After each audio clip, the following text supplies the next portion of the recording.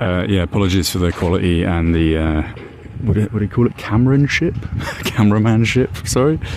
I'm terrible, and apparently the entrance is up here, but assuming it's closed, which is what you'd expect from religious institutes nowadays, funded by the people, by used and abused individuals, and then if those said individuals want to come along and pop in to see what they paid for, God is closed.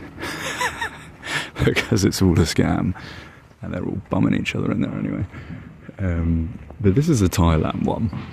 It looks a little bit more maintained than some of the others. It's quite extensive as well. I'll see if I can pan and walk around the front, because it looks like quite a pretty facade there. If you've watched the previous videos, if you're just watching this randomly, then this is kind of a little series, not over the space of weeks or months, but over the space of a couple of hours here in the Lumbini complex. Just because, when you're on foot and you're not taking some little nonsense tour that most kind of senior Americans kind of jump on board with, you see the reality. And the reality, as I stated in the previous video, and I'll just probably summarise in a few seconds in each other one, it's all a tax scam. Like, it's all a money laundering scheme, it's all a pyramid scheme. It doesn't matter what you want to call it, there's lots of different angles, but it's just all financial exploitation. Like, most of the complexes, like there's another one here for some country, and behind, rather, not the white building, although this looks pretty similar actually, they build all these buildings, these complexes, by essentially jumping on people's faith and devoutness, and they raise funds to have some people, some teams, literally teams, departments all across the world, and they go around, say India or Myanmar, Laos, and they say, we've got this place, Lumbini, obviously the birthplace of Buddha, at least that's how it's branded. Whether there's even truth in that or not, who knows. But then they've manipulated that as a mechanism by which to just constantly ask for funds from said devout people. We need to extend our temple, we need to pay for the gardens, the maintenance, we need to help with charitable causes, blah blah blah. They then start building the concrete foundations, which is usually the cheapest bit of the operation, or at least the piece of any operation construction wise that gives the illusion to people, if there's no intent on finishing the structure, that it's in full swing, it's in full progress, because you see something of substance and you think, oh great, well they've built the biggest part now, so then the next is it shouldn't be too long to complete. And most of them are abandoned.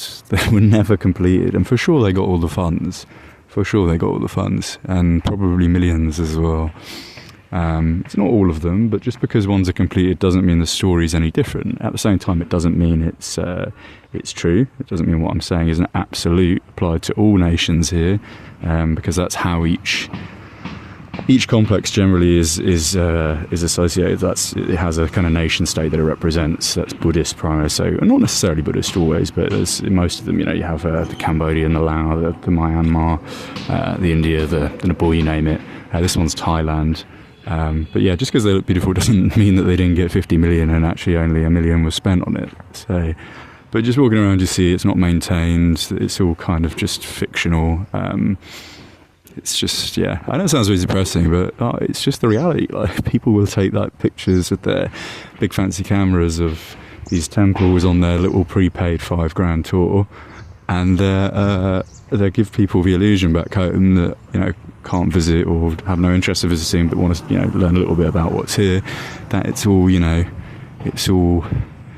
it's all wonderland, and it's just not. It's all a scheme, I promise you. It's all a financial scheme, and it's probably the least watertight one I've seen thus far. It's probably only a percentile of the funds actually trickle down to the construction process, which will last like 20 or 30 years. Well, there we go. Yeah, this is what I enjoy. I enjoy highlighting the truths. You see this everywhere in the world, not just with religion, but yes, anything. Any construction project usually has some scheme behind it.